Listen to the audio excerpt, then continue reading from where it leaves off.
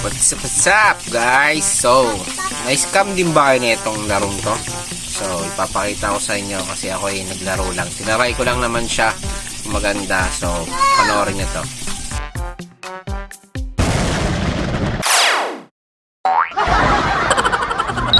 Ito nga pala ang tinatawag nilang Now Bet. Kala mo talaga legit na legit. Nakikita niyo yung manok na may kain-kain na chips. So makikita niyo dito guys ang aming conversation sa chat, no? Wala nagre-reply diyan kasi ang sumasagot lang po dito ay bot. So tao po ako ng tao po, hindi po sumasagot diyan kahit sino, kahit ano man nangyayari kasi pinakita ko na yung cash out ko. Ayan po, nakikita niyo nasa 8,000 ang kinash out ko pero wala po na sagot na tao. Siguro walang tao, bot lang yan. Kung nakikita nyo may nakalagay na 24 hours, within 24 hours mapaprocess daw yan.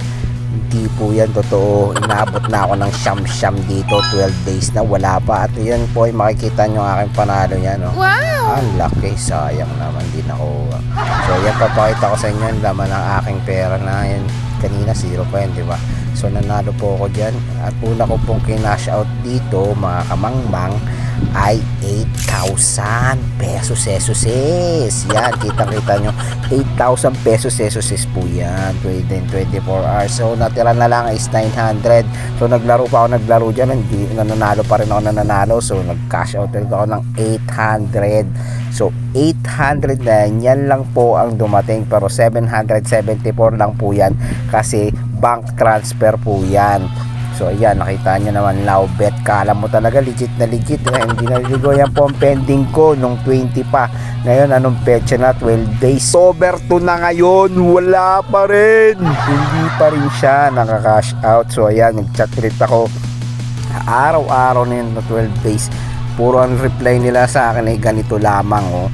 Puro bot lang ang sumasagot. May sumagot po dyan, pero ang lagi niyang sagot lang dyan ay pinorward ko na po kayo sa aming withdrawal team. Wow, may withdrawal team, ha? Ano kayang modus ang meron dito? May withdrawal team sila. Pero bangko naman po yan, no? Kita niya, ayan po, apologize. Nagpa-apologize naman sila, pero hanggang ngayon wala pa rin pong binibigay. Sa lahat po nanonood dyan, payo ko lang sa inyo to, huwag nyo na pong laruin to.